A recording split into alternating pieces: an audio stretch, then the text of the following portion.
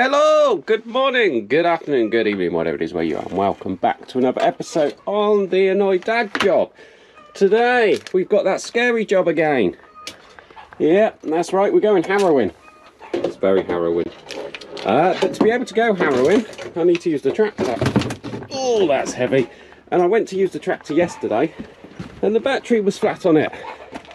And the reason why the battery was flat on it is because it's not charging when it goes. Oh, I need to get around the other side of it. Oh, who put that in the way? Oh, that must have been me yesterday. Right. This isn't going as planned. Right, let's just push this out the way first. And then we'll get on with explaining what we're doing.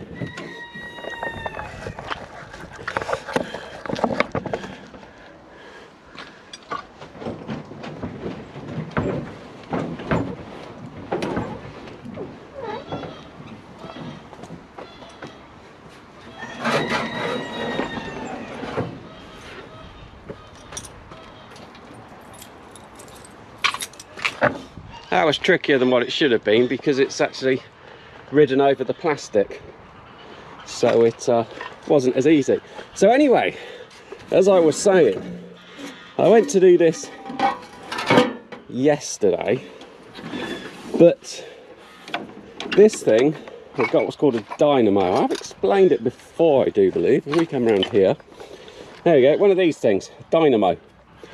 And that works like if you're old enough to remember your bike lights in the past, they would have a thing that clips onto the wheel, and it was only when you were moving that it would actually work and it would power up your lights. That's what one of these is, and that charges up the battery on a slow charge. Oh dear, that's a heavy battery. But it's not working, so I have ordered a new one, and I've just got to wait for it to arrive. But they're 60 quid. 2 years ago they were 40 quid. I can't believe it. Right, so battery goes onto tractor. If I can get my tripod to be tripoddy, I will show you something about this tractor. There we go. Right, you're going to stop there? Just like that. No, you're not.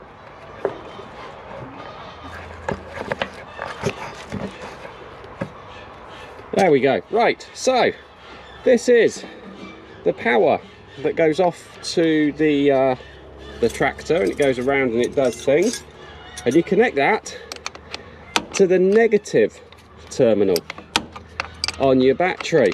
Yeah, you heard that right. Look at that, nicely tightened up. It's in there good and tight. Right, and we'll push that in. Push, push, push, push, push, push, push, push, push. And then, see that one there? That's the positive terminal. You don't believe me? Positive. I am positive that it is the positive. Oh yeah, you're sliding around again. And to that one, we connect our earth. See, that's the earth cable going down there. This is a system that was brought out many years ago.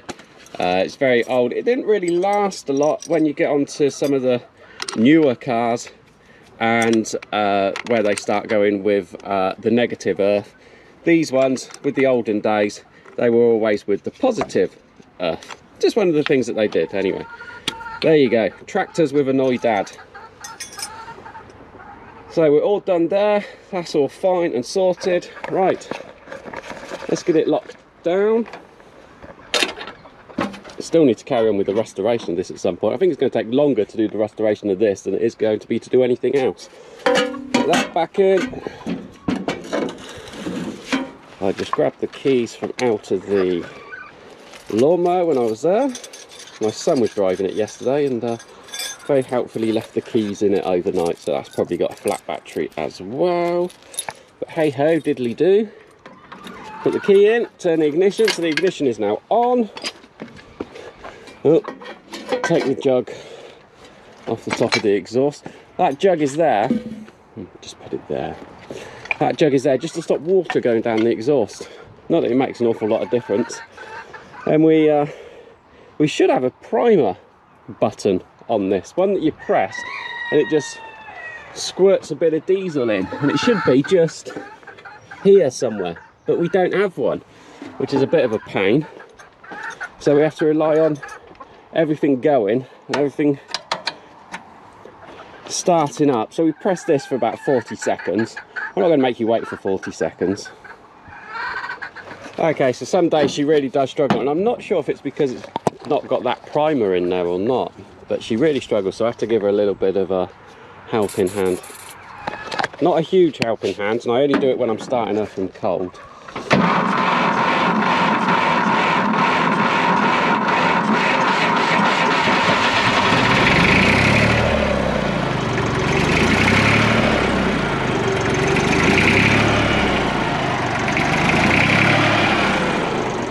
But she is in need of a full and total service, really. I was reading through the service manual last night, so we will do that in a few weeks' time.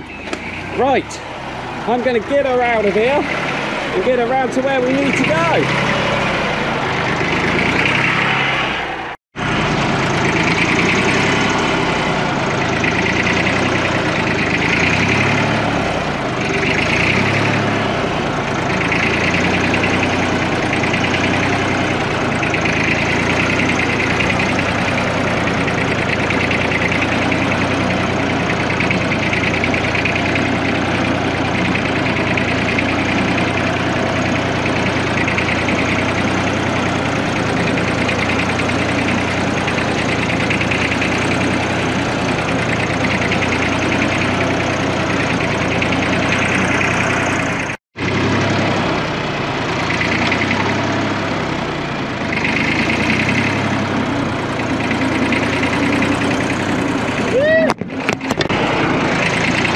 Didn't work, did it?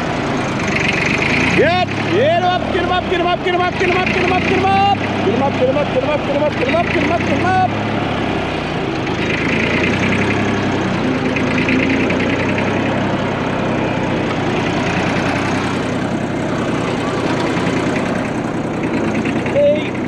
B!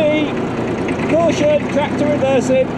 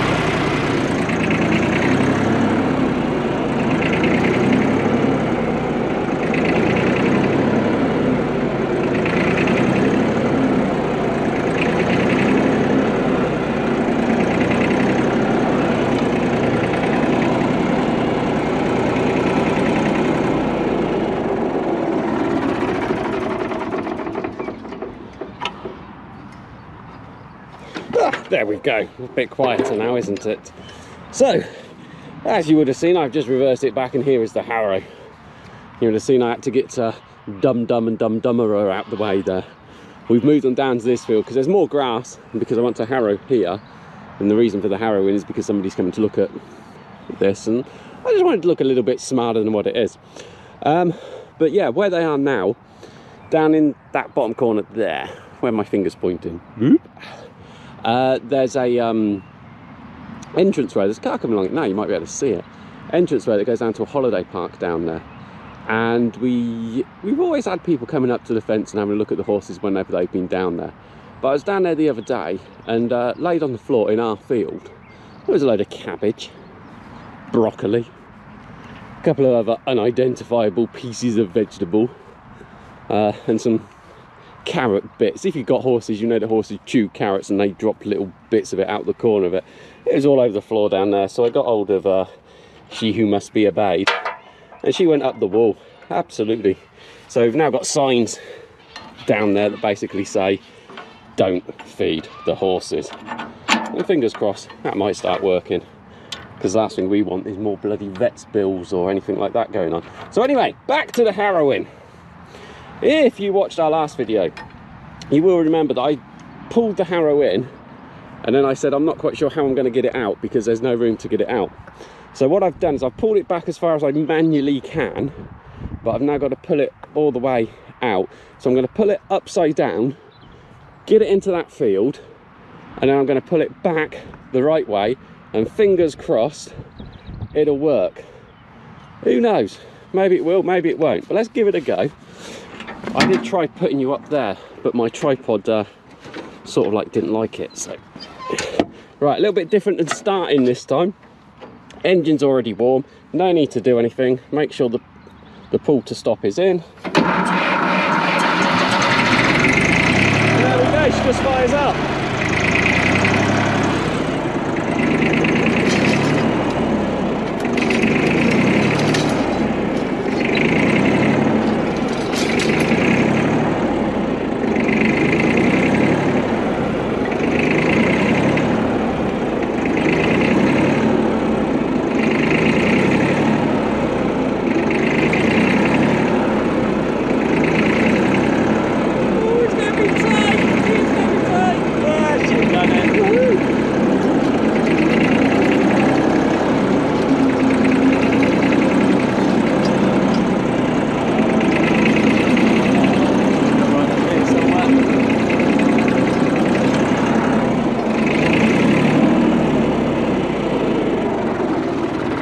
Right, we'll turn her off again. She's done it, I'm surprised. I knew it was going to be tight getting her out of there.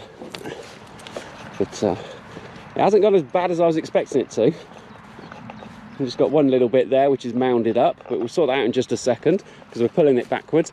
Let's get this gate closed first, so as Tweedle and Feeble over there can't then get through and eat all the nice green leaves. Alrighty, so we've done the same as last time. Got it down there.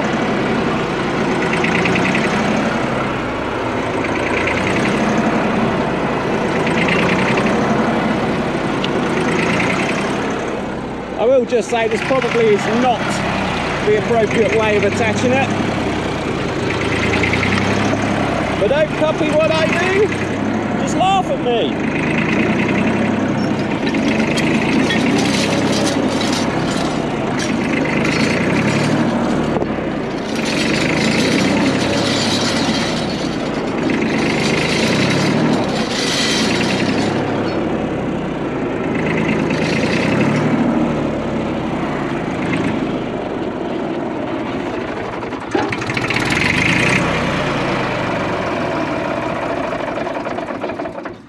There we go. Need to pull it and hold it. Right, so otherwise it will start to stop and then it won't stop. So that's not too bad. That's pulled it out quite well. So let's sort out these.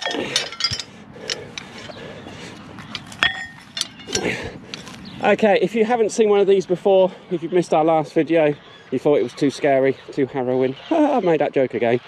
What happens basically is that you have got these little bits that go along on the ground, and there's lots of them all the way throughout. So there's one here, two, and they're in each row all the way along.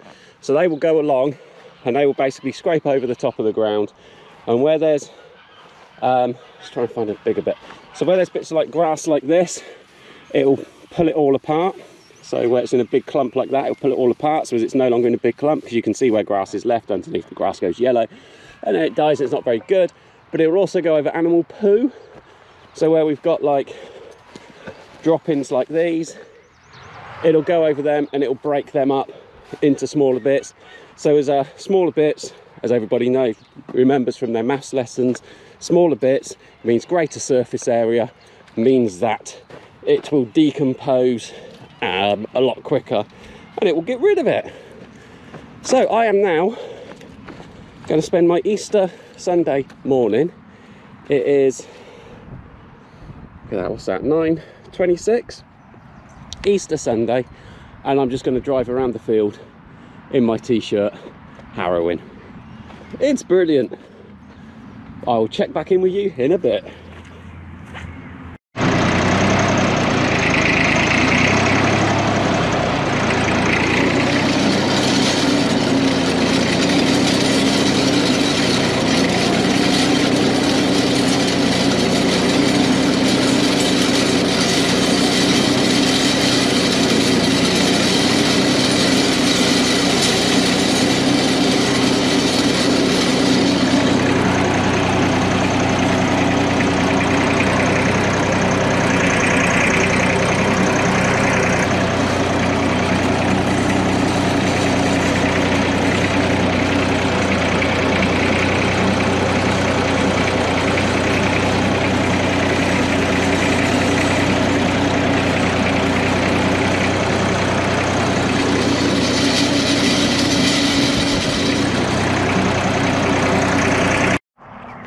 Well, that's the field harrowed.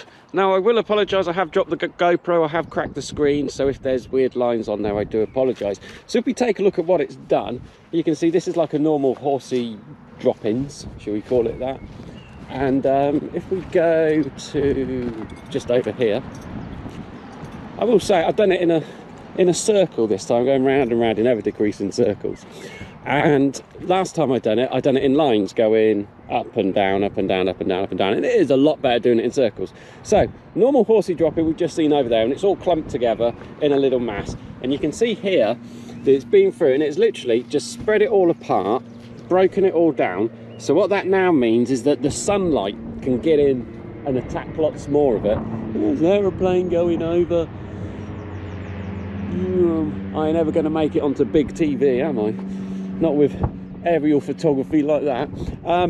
So yeah, so the sunlight can get in and break it down. The rain can get in there. And the GoPro battery just died, so we'll just finish this up on the mobile. So the sunlight can get in there and break it down. The rain can get in there and break it down. The microbes can get in there. The animals, the birds, everything else like that. It's also pulled out all of the thatch. So all of this sort of stuff is all being pulled out. You may remember when we done it last year after the field had been abandoned for so many years. The amount of thatch we got out of it was unreal. Look, see, there's a horsey droppings I've missed, and there's a horsey droppings I've gone. And it will change it from being a breakdown process. I'm trying to stay out of the wind here. A breakdown process that could last for months, that's weeks or even days, all depending on your weather conditions that you get. You can see that, you know, that's clearly obvious. You can see where it's gone, and the reason for that is because I brought it back this way, so this is coming back towards us. So that was one of the last bits that I done. So yeah, there we go. That is the field now harrowed. As I said, I've got somebody coming to look at it with a view to expanding the business and doing more things, which will be absolutely fantastic if we can get that done. But yeah, so thank you ever so much for watching. If you have not already done so, please do hit that like button, hit the subscribe button, and you'll get notifications, ring the little bell, ding dong, and until the next video, bye bye.